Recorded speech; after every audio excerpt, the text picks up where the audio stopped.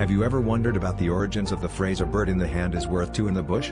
Picture England in the 16th century, a time when falconry was not just a sport but a vital means of survival.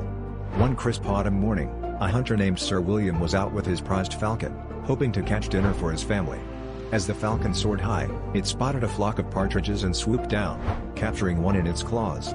But just as Sir William was about to retrieve his catch, he noticed an entire covey rustling in the nearby bushes. Torn between securing his immediate catch or risking it for a potentially greater reward, he opted to keep the single partridge.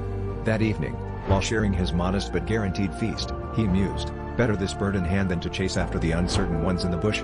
His story spread, embedding itself into the tapestry of English proverbs, a timeless reminder of valuing the certain over the elusive.